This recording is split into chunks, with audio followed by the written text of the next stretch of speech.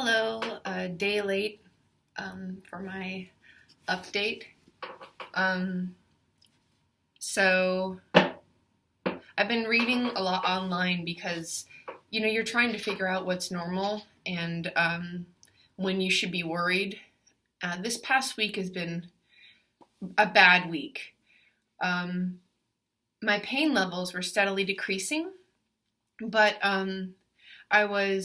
even as I was using just a very tiny bit of opiates, I was down to like a half of a pill at night. I found that they would just rock me with these horrible side effects, like a profound nausea and dizziness. And then I was using that scopolamine patch, which was really expensive. Like the generic is like no longer on the market, and anyway, blah blah blah. But I was also having these other symptoms, like really strong headaches, and then at night I would get into like this super agitation. And my eyes were also, I know like middle age comes for all of us, and I know I turned 40 last year. I haven't quite experienced the near far like reading problems, but I noticed like as soon as I woke up in the hospital that I was trying to read things on my phone, even just like text messages from friends, and my eyes would start to cross. And they would get, like my eyes were getting pulled to the middle, and it was painful. And then I would get double vision. And so I was just thinking, well, I guess maybe attack of the 40-year-old lens hardening something. Anyway, and so like 3 days ago, I finally thought to look up the side effects of scopolamine.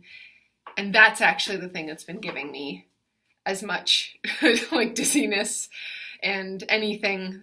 I was actually thinking like, did I get hooked on opioids? Like, even though I only had just like a tiny little bit, I guess I was on some sort of opiate for the better part of 3 weeks, maybe. No.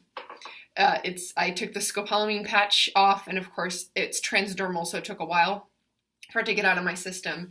But even though I feel terrible right now, like I am in all kinds of pain here, as a person, I have like a lot better sense of like being myself, and my vision isn't blurry anymore, and I didn't feel like I was gonna like jump right out of my skin, so that's good. I feel like I need to prioritize getting good sleep to heal. One thing that's been really hard is that I've got lots of friends who care about me, and every day they're like, how are you? How do you feel better today? This process is going to take about a year. This is what, just looking at other trajectories and reading studies and talking to other patients. And like, I know people are just trying to be nice, but I feel like a real failure and a disappointment when I'm like, actually today's worse than yesterday. But such is life. I'm going to go tomorrow for my third physical therapy appointment. Exercises feel super creepy, I'm not going to lie. And I'm terrified that I'm doing the thing that I did to my first two scalings to my last one over here. And this actually brings me to something that might be more useful for everybody. This, diary is mostly just for me, so I'm like charting this, and maybe for other people who are thinking about having the surgery.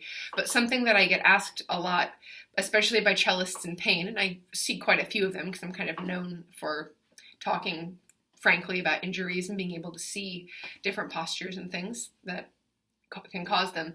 Is there anything that I could have done to avoid this? And the answer is,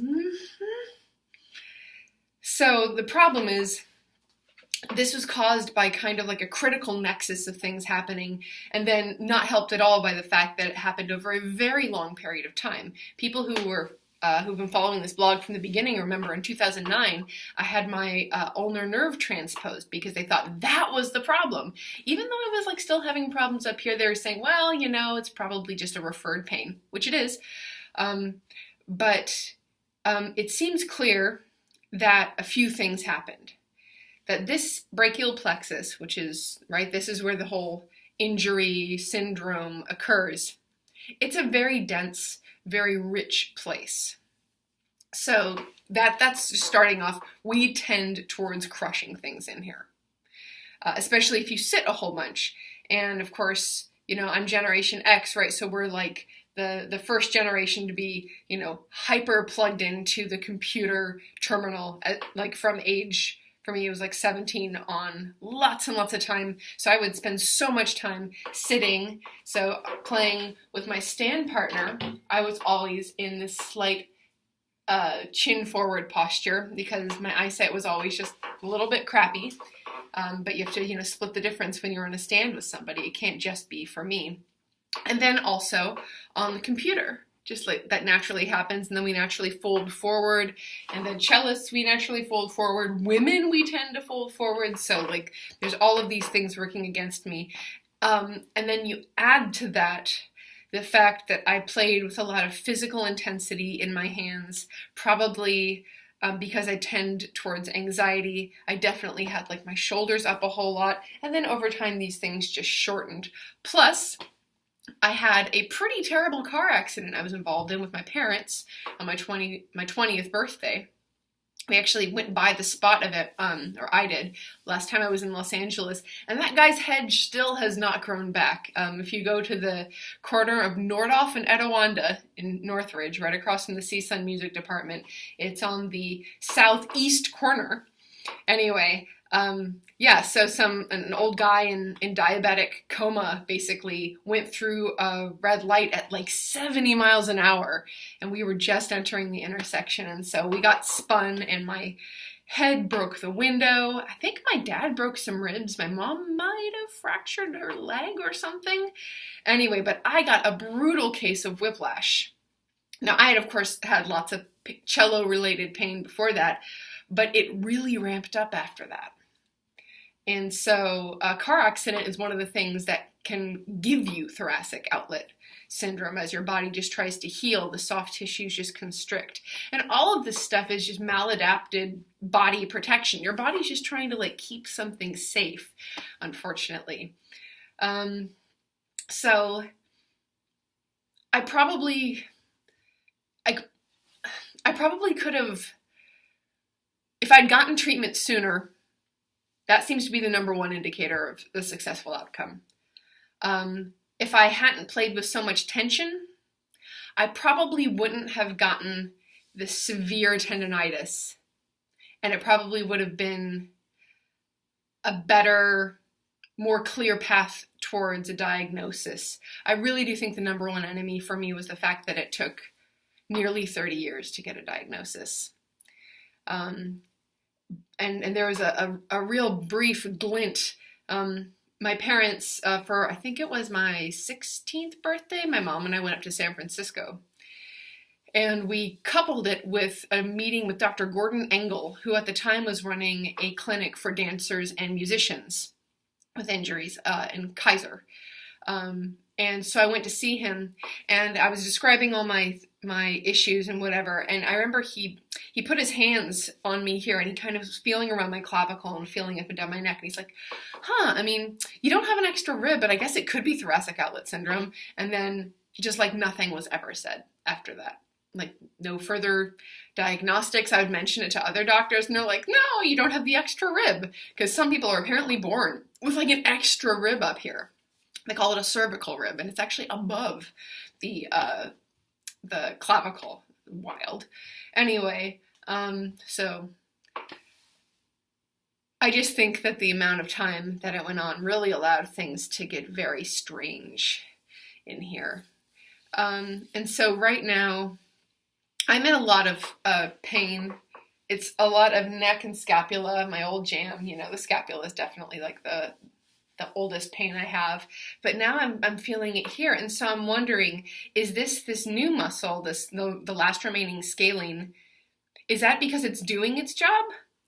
Or is it trying to do the job that these two were doing by like supporting my arm? Because I'll tell you, the only way to make me much more pain-free is to have me lie down and then have something take the weight of my arm, which really makes me think like I'm still, instead of just trying to move and stabilize my head, that this is somehow still trying to move this, which is why cello is like strictly verboten right now, because they're just like, you've got to retrain your body better before you go doing something that has you with your arms up a whole lot. Driving is terrible. Oh God. And I love driving, but oh, it's so painful having anything come across here, like a seatbelt. That ain't right. It's not good.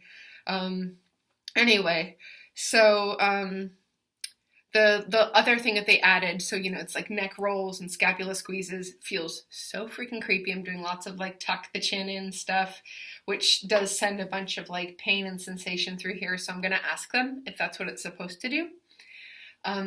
But then my scar, which actually looks amazing right now, right? Not too bad. The main thing he wants me to do is to manipulate it. So remember I was saying like it felt like this? He wants me to do more of that. And so I have to go through and like roll it in my hands. And then he wants me to tug. Apparently right here is already, apparently scar tissue goes like Spider-Man's web, and it like tries to attach to all kinds of things to stabilize the area, which is not what we want. So it was starting to limit my range of motion coming up here. So I have to break up all that scar tissue every day. And then it spasms afterward. Fun. Anyway, so I feel like my overall trajectory is like this, but over the course of each day, and I'll tell you, it's been 20 years since I've woken up not in pain. And so I was just kind of hoping like, maybe today.